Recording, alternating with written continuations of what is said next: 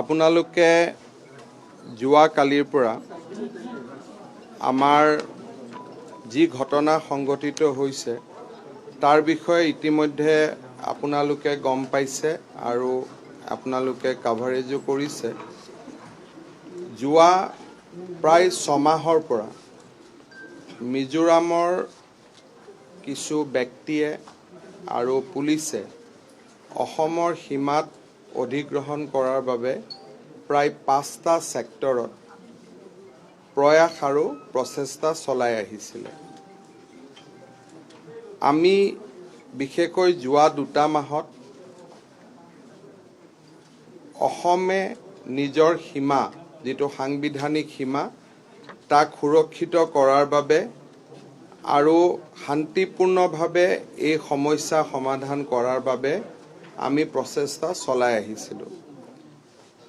মিজোৰামৰ মুখ্যমন্ত্ৰী জোৰামথাংগা ডাঙৰীয়াক মই নিজে শপত গ্ৰহণ কৰাৰ পিছতে মই তেখেতক টেলিফোন কৰিছিলোঁ আৰু মই তেখেতক কৈছিলোঁ যে অসম আৰু মিজোৰাম আমি সীমান্তৱৰ্তী ৰাজ্য, আমাৰ মাজত এটা বন্ধুত্বপূৰ্ণ সম্পৰ্ক আছে আৰু এই বন্ধুত্বপূৰ্ণ সম্পৰ্ক আমি অব্যাহত ৰখাৰ প্ৰয়োজন যাতে দুয়োখন ৰাজ্যতে উন্নয়ন আৰু বিকাশ হ'ব পাৰে। তেখেতক মই প্ৰস্তাৱ দিছিলোঁ যে আমাৰ চৰকাৰে শপত গ্ৰহণ কৰাৰ দিনাখন যেটো অসমৰ সীমা আছে সেই সীমাক আমি স্যাটেলাইট দি ফটোগ্ৰাফি কৰিম আৰু সেই ফটোগ্ৰাফি যি ধৰণৰ ষ্টেটাস কো আহে তেনেকুৱা ধৰণৰ ষ্টেটাস কো আমি মেইনটেইন কৰিম। মিজোৰামৰ মুখ্যমন্ত্ৰী ডাঙৰীয়াই মোক পত্ৰ লিখি জনাইছিলে যে এই কথাত তেখেতৰ কোনো আপত্তি নাই আৰু মুখ্য সচিব পৰ্যায়ৰ বৈঠকৰ তেওঁ পোষকতা কৰিছিল। যোৱা 8 তাৰিখে নতুন দিল্লীত 2জন মুখ্য সচিবৰ মাজত বৈঠক হৈছিল আৰু মুখ্য সচিব পৰ্যায়তো অসমৰ পৰা আমি কৈছিলোঁ যে আমাৰ যি ধৰণৰ ষ্টেটাস কো আছে আপোনালোকে 10 মে ধৰক 6 মাহ আগৰ ধৰক বা আজি ধৰক স্যাটেলাইট দি আপোনালোকে সীমাটো নিৰ্ধাৰিত কৰক আৰু সেই সীমা নিৰ্ধাৰিত কৰাৰ পিছত তাতে আমি স্থিতাৱস্থা বাহাল ৰাখিব লাগে। কিন্তু সিদিনাখন মিজোৰামৰ মুখ্য সচিবে সেই কথাত সন্মতি হ'বলৈ অস্বীকাৰ কৰে আৰু তেখেতসকলে সেই মেমৰেণ্ডাম অফ আণ্ডাৰষ্টেণ্ডিং যিখন ড্ৰাফট কৰা হৈছিল তাত তেওঁলোকে সহি নকৰে। তাৰ পৰৱৰ্তী পৰ্যায়ত হাইলাকান্দি, কৰিমগঞ্জ আৰু শিলচৰৰ বিভিন্ন জাগাত আকৌ নতুন কৰি মিজোৰামৰ পৰা আগ্ৰাসন আৰম্ভ হয়। অসম পুলিচে গোটেই কেইটা আগ্ৰাসন ব্যৰ্থ কৰে আৰু আমি নিশ্চিত কৰোঁ যাতে অসমৰ নতুনকৈ কোনো মাটি তেওঁলোকে ল'ব নোৱাৰে আৰু স্থিতাৱস্থা যাতে বাহাল থাকে। যোৱা এমাহ ধৰি বৰাক উপত্যকাৰ কৰিমগঞ্জ, হাইলাকান্দি আৰু শিলচৰত এই ধৰণৰ ঘটনা ঘটি আছে আৰু বিভিন্ন পৰ্যায়ত ব্যৱস্থা লৈ থকা হৈছিল যাতে অসমৰ সীমা সুৰক্ষিত হৈ থাকে আৰু প্ৰতিদিনেই আমি মিজোৰামৰ লগত কথা বতৰা পাতি আছিলোঁ। যোৱা 25 তাৰিখে আমাক ডিএফও শিলচৰে আমাক এটা ৰিপৰ্ট দিয়ে যে তেওঁলোকে যেটো আমাৰ ইনাৰ লাইন ফৰেষ্ট আছে সেই ফৰেষ্টৰ ভিতৰত নতুনকৈ এটা ৰাস্তা বনাবৰ কাৰণে আৰম্ভ কৰে। তেতিয়া আমাৰ ডিসি, ডিআইজি, আইজিপি আমাৰ গোটেই মানুহখিনি তাতে যায় আৰু যাওঁতে দেখা পায় যে অকল ৰাস্তা এটাই বনোৱাই নহয় তাত নতুনকৈ পুলিচৰ চকীও তাত প্ৰতিষ্ঠা কৰা হৈছে। অসম পুলিচে কলাশিবৰ এছপিক সেই চকী খালী কৰি দিবৰ বাবে অনুৰোধ কৰে আৰু নতুনকৈ কোনো ৰাস্তা ঘাট নবনাবৰ বাবে তেওঁলোকক অনুৰোধ কৰে। প্ৰথম অৱস্থাত তেওঁলোকে মানি তেওঁলোকে পোষ্ট এৰি দিয়ে যদিও পিছত তেওঁলোকে আৰু সিভিলিয়ান লৈ আহি প্ৰথমতে পাথৰ আৰু বিভিন্ন ধৰণৰ বিশেষকৈ আমাৰ যিটো গুলটি বুলি কওঁ গুলটি দি পাথৰ আমাৰ যিটো খাজা বন্দুক বুলি কওঁ সেই ধৰণৰ তেওঁলোকে ফায়াৰিং কৰে তেতিয়া আমাৰ IGPয়ে কলাশিবৰ SPক মাতি আনি সেই পোষ্টত বহি নতুনকৈ আমি আলোচনা কৰোঁ যে আপোনালোক আঁতৰি যাওক আৰু এই পোষ্টটো যেহেতু নতুনকৈ আহিছে এই পোষ্টৰ কোনো প্ৰয়োজনীয়তা নাই আৰু শান্তিপূৰ্ণভাৱে এই সমস্যাৰ আমি সমাধান কৰিব লাগে যেতিয়া SP আৰু DIGৰ মিটিং চলি আছে সেই সময়তে পাহাৰৰ ওপৰত তেওঁলোকে পজিশন লৈ আছিল আৰু পাহাৰৰ ওপৰৰ পৰা প্ৰায় আধা ঘণ্টাতকৈ বেছি সময় LMJD ফায়াৰিং খুলে আৰু it was a continuous burst আৰু সেই ধৰণৰ ফায়াৰিং সাধাৰণতে নহয় এক্সেপ্ট যদি সীমান্তত কেতিয়াবা বেলেগ দেশৰ লগত হয় বেলেগ কথা but it was a continuous firing for 30 to 35 minutes এই গোটেই ফায়াৰিঙত প্ৰায় 42 জন অসম আৰক্ষীৰ ব্যক্তি আৰু জোৱান আহত হয় including superintendent of police Cachar পৰৱৰ্তী পৰ্যায়ত আমি শিলচৰ মেডিকেল কলেজলৈকে তেওঁলোকক লৈ অহাৰ পিছত আমাৰ 5 জন জোৱান Swapan Kumar Roy ABC Liton Shuklabaidya constable Shamsud Zaman Borbhuyan constable Morjul Haque Borbhuyan আৰু কনষ্টেবল নজমুল হুছেইন এখেতসকলে মৃত্যুবৰণ কৰে যিটো সময়ত ফায়াৰিং চলি আছিল বা ফায়াৰিঙৰ এই গোটেই ঘটনা হৈ আছিল মিজোৰামৰ মুখ্যমন্ত্ৰীৰ লগত কালি দিনত মই 6 বাৰ টেলিফোনত কথা পাতি আছিলো মই তেওঁৰ লগত 6 বাৰ কথা পাতিছো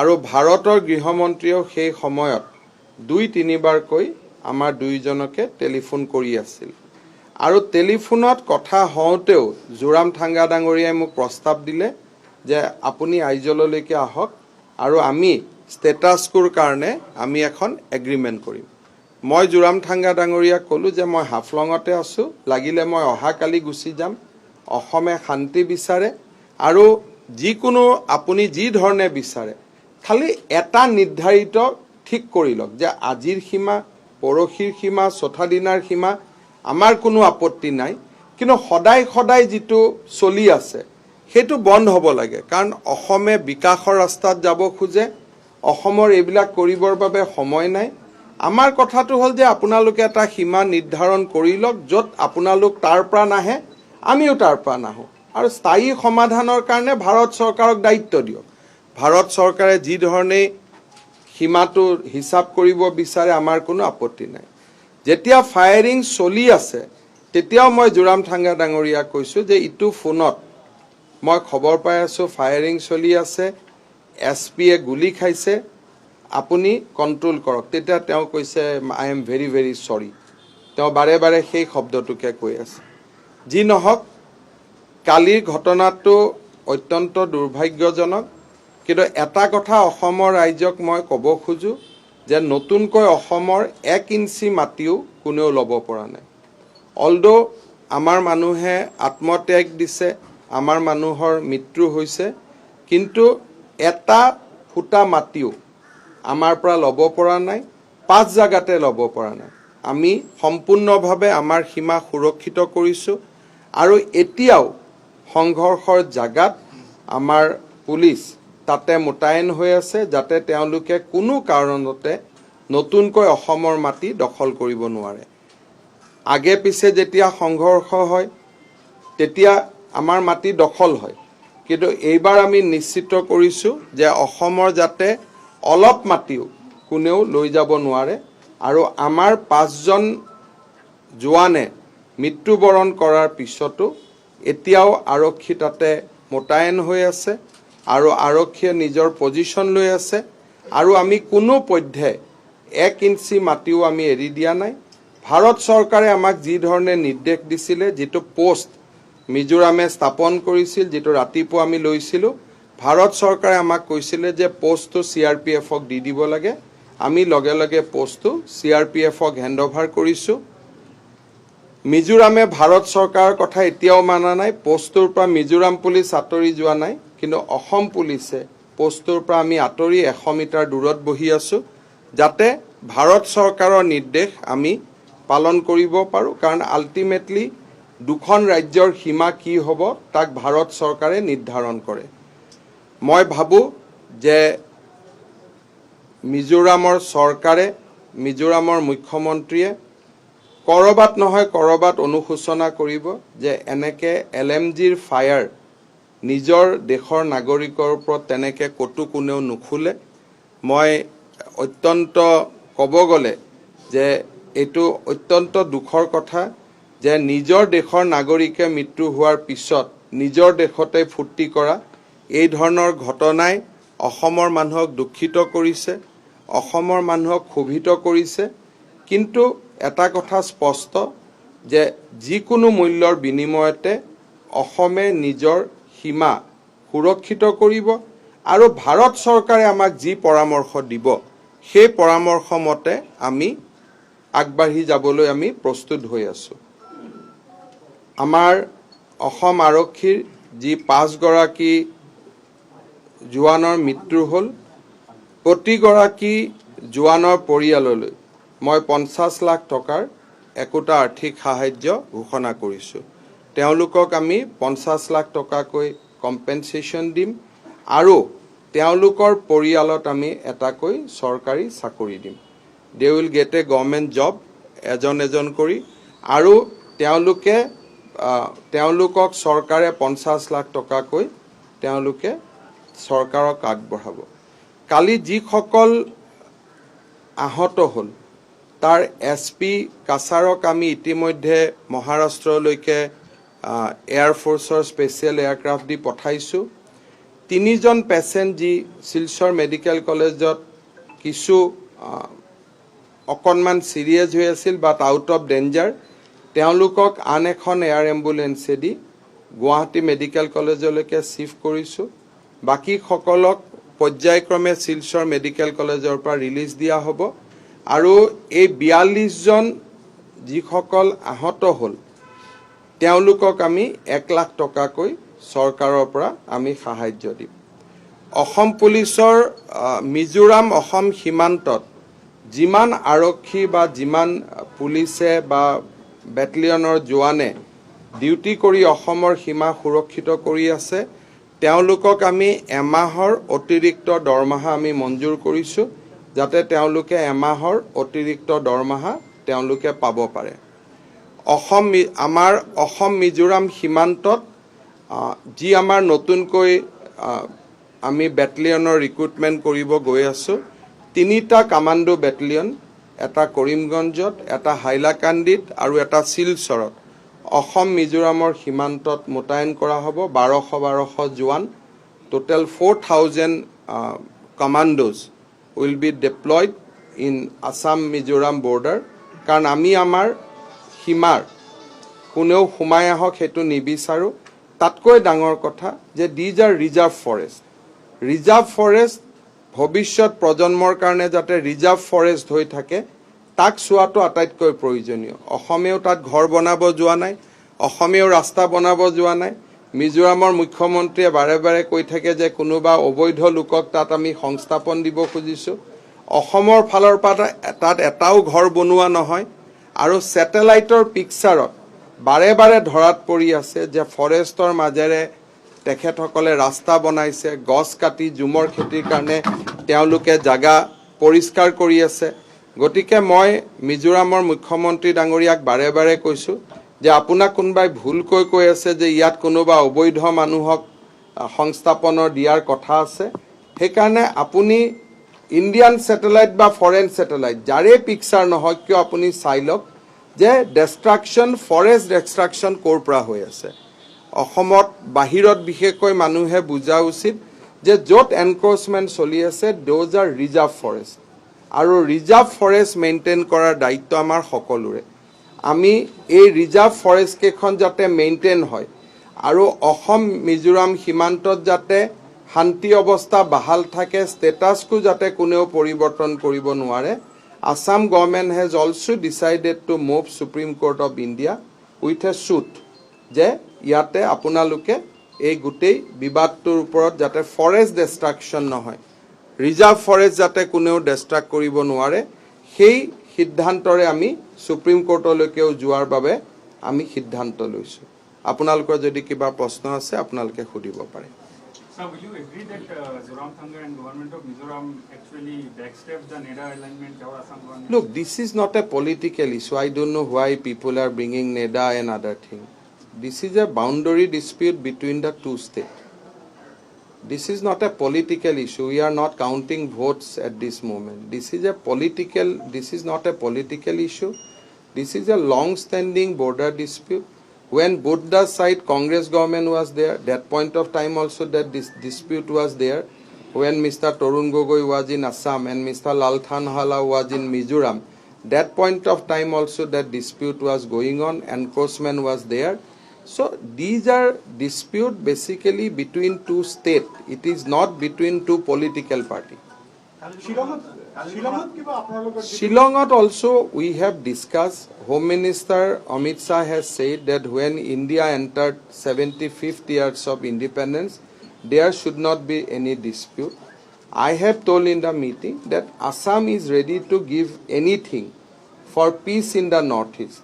We do not want land, but only thing that it is a reserve forest. Wherever we have dispute, in between that there is a reserve forest. So can reserve forest be utilized for settlement? The moot question which rest of the India should know, that wherever we have dispute, that dispute is not regarding land. This dispute is regarding forest. Assam wants to protect the forest. So Assam is not organizing any settlement. Assam is not doing any settlement in the forest area. So our problem is even a neutral people also take care of the forest. Suppose tomorrow central government says that look, there is no question of Assam, there is no question of Mizoram. The forest department of government of India will take care of forest. We are fine because for Assam we do not want any settlement inside forest. So I told in the Shillong meeting that these are the forests. So Assam is doing a responsibility for mankind by protecting our forests. So now from Assam side there is no construction. The question is in reserve forest, how can one do construction? And that to fresh construction. The economic blockade would, No, why will do economic blockade? Rather, I have ordered security for the people of Mizoram, whoever they are in Assam. Assam doesn't believe in this economic blockade on all. Assam doesn't believe in taking revenge. Only thing that whatever may be the provocation will be there. Will not give our land. But beyond that, we have no fight with Mizo people. Why we should have fight? So many students are studying in Assam college. So that is, we have no day. This is not a fight between Assamese Mizo, Bengali Mizo, Muslim Mizo, Hindu Mizo. This is not that fight. This is a fight for protecting our forest. This is whole about inner line forest. You remember that last time also 2 LP school was bombed. So question is that how can you utilize arms, ammunition, bomb to settle dispute between two states? It is not China-India boundary. This is after all boundary of India. So how can you do all these things? Sometime our police go, we push them. Sometime they come, they push. Then again both are IPS officer. They sit, they have a cup of tea, matter resolve. So I do not believe that we have anything to do against Mizoram. We are not for kind of economic blockade and all these things. Only thing that we may die, we will fight, but we are not going to encroach an inch of land from Mizoram. But we have to protect our land. But tomorrow if government of India say, no, give all this land to Mizoram, we will give because after all it is India's land. From the day I have taken over Chief Minister, not a single inch was taken. नहीं, वही है firing का जो घटना हुआ वो असम का सीमा में हुआ है, तो असम पुलिस को इसको इन्वेस्टिगेट करना पड़ेगा, असम पुलिस को केस रजिस्टर करना पड़ेगा, बिकॉज जहां में इंसिडेंट हुआ है, फायरिंग हुआ है, काफी सिविलियन लोग इसमें इन्वॉल्व है। वो सिविलियन लोग को आर्म्स कहाँ से मिला? सो जब थोड़ा सा ठीक हो जाएगा हम लोग को इन्वेस्टिगेट करना पड़ेगा, because this is with in Assam boundary. কালিৰ ঘটনাত আমাৰ কিমান স্থানীয় ৰাইজ আহত হৈছে বা নিহত হৈছে কিবা খবৰ আছে? আমাৰ স্থানীয় ৰাইজৰ একো হোৱা নাই, অনলি 5জন পুলিচৰ মৃত্যু হৈছে আৰু কোনো মাটি বাৰী আমাৰ হাতৰ পৰা যোৱা নাই। আৰু আমাৰ এতিয়াও কিছুমান মিডিয়াত যি ধৰণে কৈছে এইটো নহয়, we have a strong deployment in that point now. IGP station there and we have a very very strong deployment there and we are not allowing a inch of land to be এনক্ৰোচ।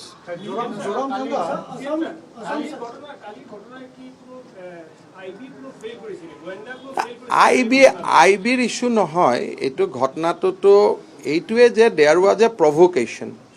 নাও প্ৰভোকেশ্যনটো কিহৰ কাৰণে হৈ আছে? চ' উই have photograph of many পিপল যে তাতে চিভিলিয়ানৰ হাতত arms আছে। চ' এতিয়া মইতো অসমৰ চিভিলিয়ানৰ হাতত আৰ্মছ দিব নোৱাৰোঁ। I cannot do this. চাওক, মাটিটো তেখেতসকলৰ হয়নে নহয়, মাটিটো তেখেতসকলৰ হয়নে নহয় সেই ডিটাৰমাইনটো কেনেকৈ কৰে? সংবিধানে কৈছে যিদিনাখন যেতিয়া মিজোৰাম ষ্টেট হৈছিলে তাত কোৱা হৈছিলে যেতিয়া when they become union territory and they become state, তেতিয়া দুইবাৰে কোৱা হৈছিল যে মিজোৰামৰ হাতত যিখিনি মাটি আছে সেইখিনি লৈ ষ্টেট হ'ব। এতিয়া তেওঁলোকে কৈ আছে যে অন 1880 এইখিনি আমাৰ মাটি আছিলে। চ' এতিয়া সেইটোতো হ'ব নোৱাৰে না, যি হিচাপ হ'ব 72ৰ পৰা হ'ব। আগততো গোটেইবিলাক অসমৰে মাটি আছিল, that was a Assam only. So' যেতিয়া দেশ ৰাজ্য দুখনৰ ভাগ বতৰা হয়, মই যিখিনি এৰি দিম সেইখিনিয়ে তেওঁলোকৰ সীমা। আগত যি মাটি আছিল এইটোতো চব অসমৰে মাটি আছিলে। The fighting against this is again a wrong conception.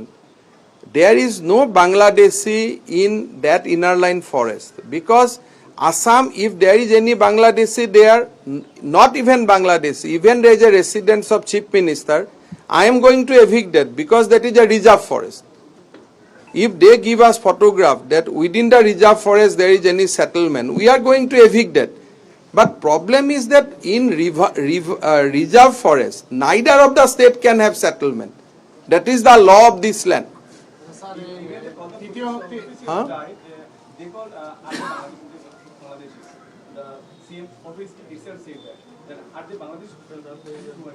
Look, I cannot say some word which is not befitting to my stature. If any human being is dying, then his nationality is not to be find out, because we believe that once a person is died, then he is a friend of all. So कोई लोग मर जाने का बाद उनका nationality क्या है ये ढूंढना हमारा काम नहीं है। और ऐसे मिजोरम का लोगों को अगर मैं बोलूँ आप लोग म्यांमार से आया है, ये क्या ठीक होगा? तो ये भी तो ठीक नहीं होगा ना। किसलिए? This is not the way. If somebody tell us that, if someone say that people of Barak Valley is from Bangladesh, then people of Barak Valley will say that you are from Myanmar. So that is not the way. We are all Indian. We are all citizen of India. So মই কোনো political comment দিব নোখোজো, but only thing that in Mizoram people are united. So it is better if in Assam also people remain united.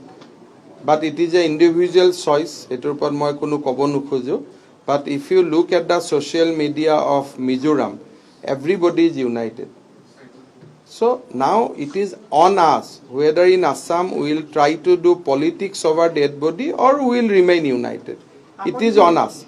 But only thing that my point is very clear, that I will not allow a inch of land to be taken over. If constitution give there even entire Barak Valley, I have no issue. If tomorrow parliament enact an act and saying that government of India wants to give entire Barak Valley to Mizoram, Guwahati to Mizoram, Nalbari to Mizoram, I have no problem. But as long as parliament doesn't say that, I will not allow any individual people to take over Assam's land. আপুনি আইজল যোৱাটো আপোনাক যিহেতু মাতিছে নাই, তাৰ পিছতেতো firing হৈ গ'ল, তাৰপিছত তেখেতে চৰি ক'ব আৰম্ভ কৰি ফোনটো থলে আৰু তাৰপিছত ফোন কৰা নাই। দিনত আমি 6-7 বাৰ তেওঁৰ লগত মই কণ্টেক্ট কৰি আছোঁ। দিনত I think last we talked about around 4:45 yesterday. So we started talking from 11:30 till 4:45. And during the day, Home Minister Amit Shah has called both of us not less than 4 times. Then he said that tum log dono baat karo, fir we were talking. Then we decided on an agreement that this will be the agreement. Then suddenly firing comes. But khali moi Ahomor raijok etue janabo khojo je we have not backtracked. Our people may have died, but we are there, we are solidly there, we are defending our constitutional boundary as long this is our boundary. So if tomorrow government of India say it is not in your boundary, then it is a different matter. But as long as it is our boundary, this is our duty to defend it, more so when it is a reserve forest. মুখ্যমন্ত্ৰী মহোদয় আপুনি যে ক'লে যে মিজোৰামৰ পৰা কৈছে যে বেলেগ লোকক তাত সংস্থাপন দিয়া হ'ব তো ক'ৰবাত নহয় ক'ৰবাত উৰা বাতৰিৰ ফলত কালি এই ঘটনাটো সংঘটিত হৈছে এইটো উৰা বাতৰি নহয়, এইটো দুমাহৰ পৰা ইনফেক্ট দুমাহটোতো আমি অলপমান মাটি লোৱাটো বন্ধ কৰিলোঁ বুলি, কিন্তু যোৱা 6 মাহৰ পৰা লৈয়ে আছিলে।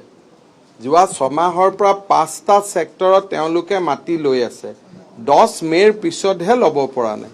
Sir, how will you respond when the civilians from Mizoram fire? Because yesterday Assam police said they can't open fire to civilians. Look, we cannot open fire to civilian, but we can definitely investigate. As the place of occurrence is within the jurisdiction of Assam, we are going to investigate. We are find out that how civilian got the arms. But as long as firing back, we cannot do that because Assam is a very, very responsible state. So we cannot do that. Even if suppose they take over entire Kasar district also, I cannot fire back to civilian, that to Indian civilian. That I cannot do that.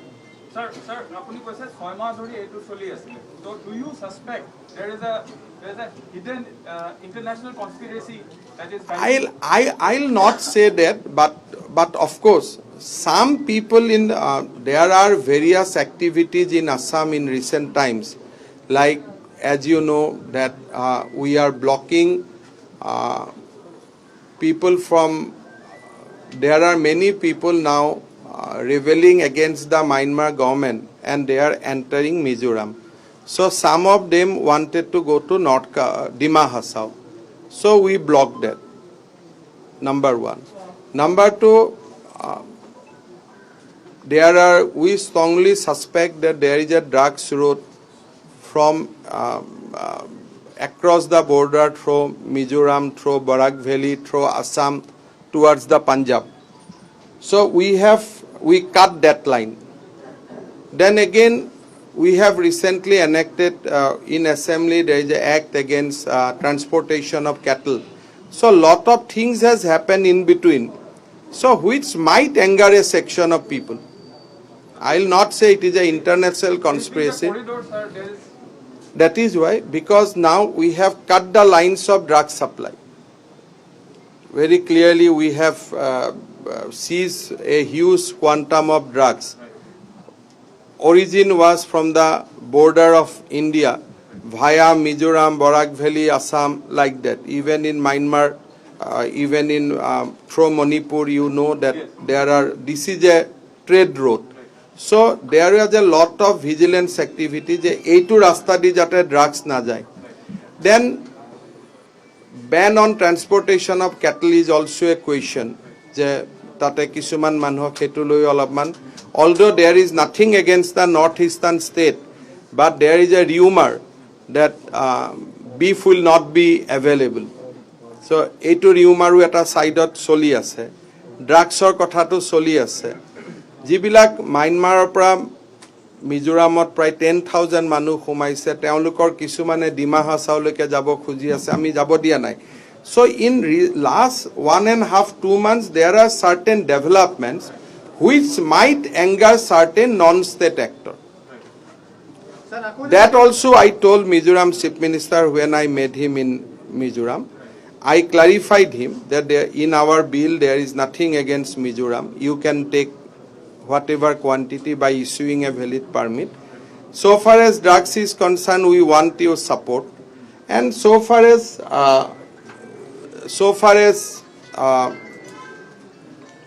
people from some people wants to settle in Dima Hasao, we cannot do that without explicit approval of Government of India.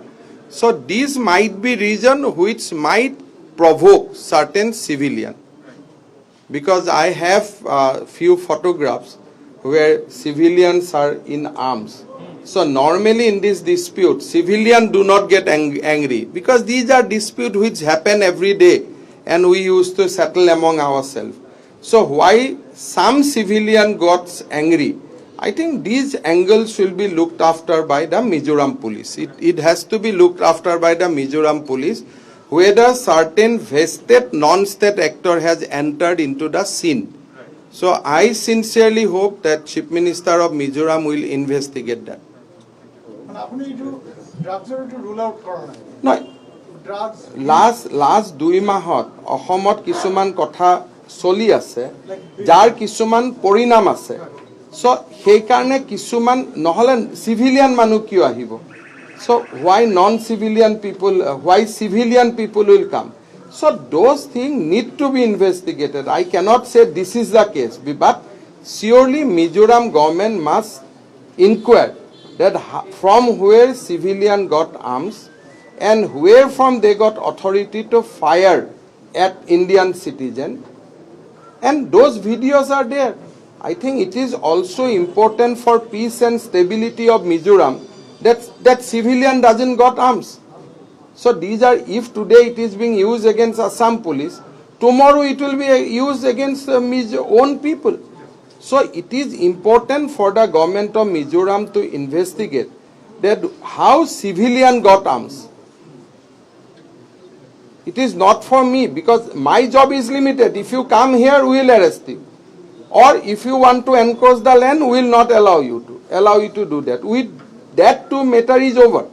But so far as Mizoram's own internal equation is concerned, if there are people civilian with arms, then that society will be destabilized.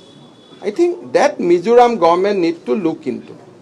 Because they were in fatigue, they were in bulletproof, they are with sniper rifles. So these are very big issues. No, you do not make this Mizoram Assam things to China. Do not take that level. Do not create that kind of things that will only create people will laugh at us that there is a dispute in this forest post and you are bringing China and everybody. So do not make us at this time of tragedy. Do not make us laughing stock. Na? Sir, will the Home Minister react to the firing and death of Assam police? Because No, Home Minister is concerned. From today morning also he is calling me 4 or 5 times. So he is very much concerned and he is trying to talk both the state government, and I think tomorrow Union Home Secretary has summoned DGP and Chief Secretary of both the states. খালি এটাই কথা অসমৰ ৰাইজক মই জনাব খুজিছো যে আমাৰ এক টুকুৰা মাটিও কোনেও ল'ব পৰা নাই আৰু যোৱা 2 মাহৰ পৰা ল'ব পৰা নাই। এইটোতো এটা ঘটনা দেখাকৈ হ'ল, কিন্তু যোৱা 2 মাহত there are lot of engagement, at least 15-16টা এনেকুৱা ঘটনা ঘটি গৈছে, but without firing. But আমি আমাৰ মাটি এটুকুৰাও 10 মেৰ পিছত কাকো ল'ব দিয়া নাই।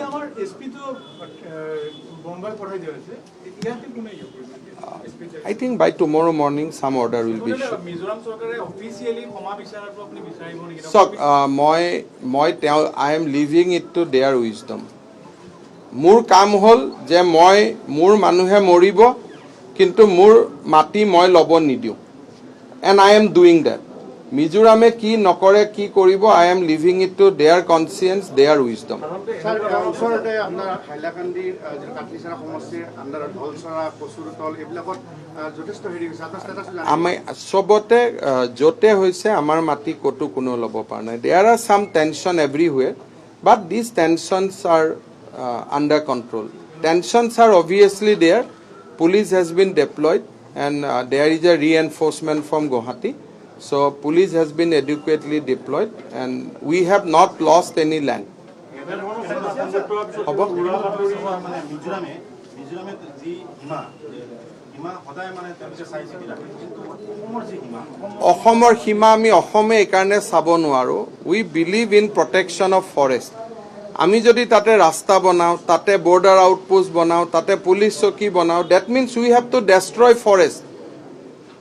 So Assam is playing a historical responsibility of preserving forest for our future generation.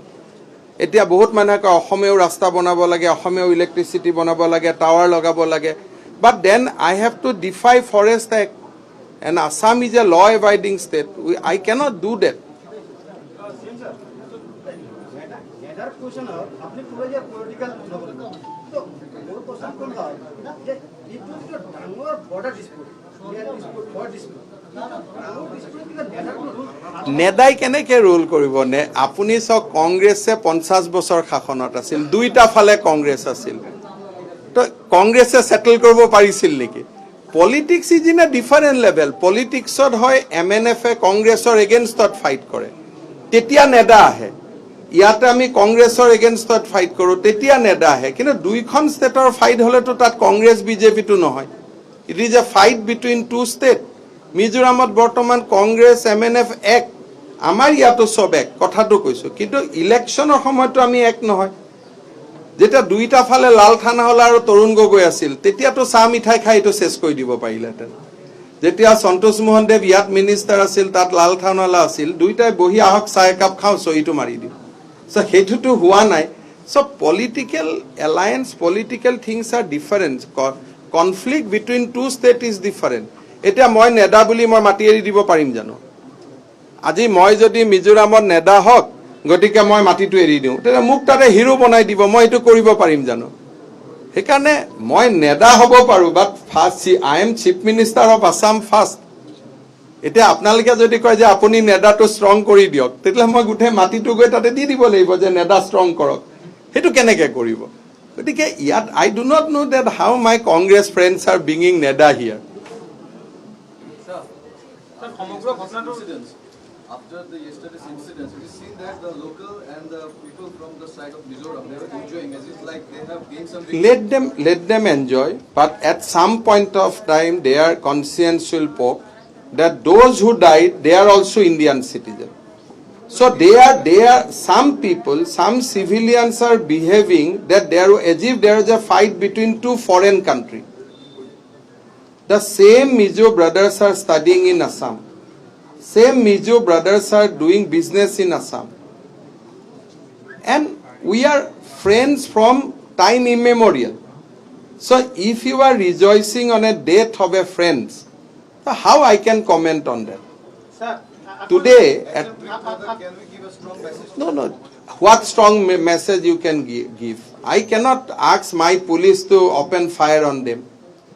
So that message I cannot give. I only give the message that look, whatever may be the provocation, will die, but will not give our land.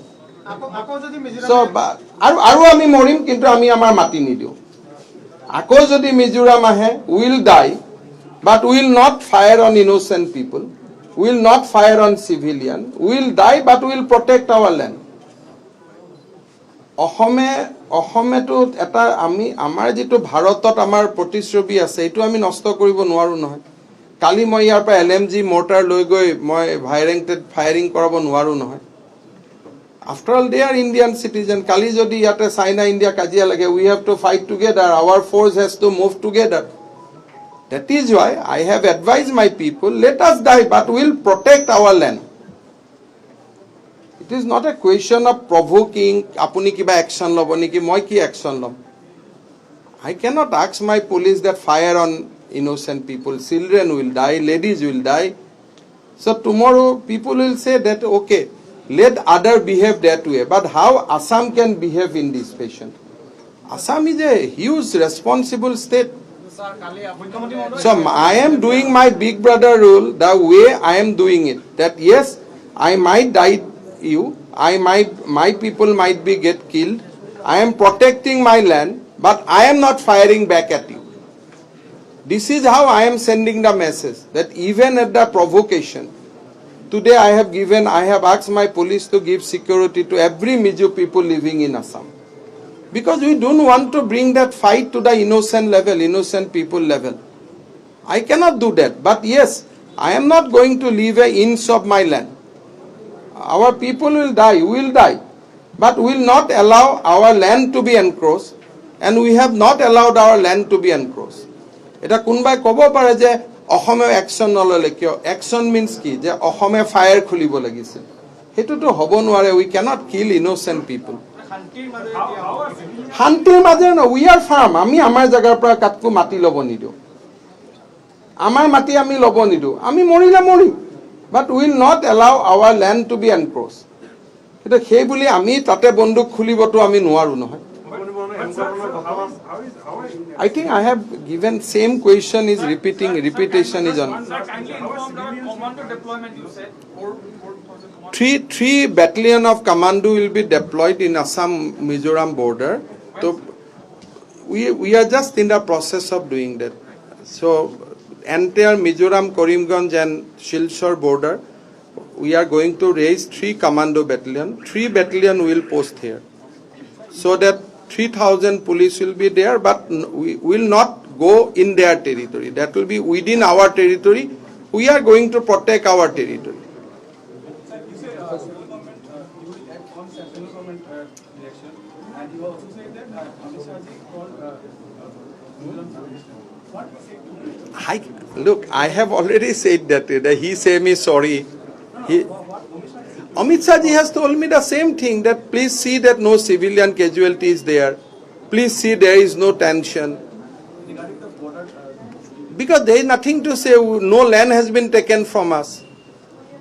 So those things is never been the question, because we have not allowed our land to be taken over like earlier. So today we are firmly on our land, we are protecting our land. There was a fight for a post. So Amit Shah ji has told me that give that post to CRPF. I said fine, take the post. where the final meeting can be happening and These will not happen. What kind of final meeting? There is no final things. These will go on till mindset change. Unless people develop a respect for forest, this will go on. Sir, just one clarification. When you say civilians and innocent civilians, you of course don't mean the civilians holding arms and firing at our officers. No. Even if some civilian hold arms, we have to try him through the law, because they are Indian citizen, and without trial I cannot open fire. So that is not one law will permit me. If tomorrow on the video that comes that Assam police is firing at some innocent people and some people file high court, we have to reply. The way now Mizoram has to reply when we are going to file that petition in Supreme Court. So my point is very clear, we will die but we will protect our land.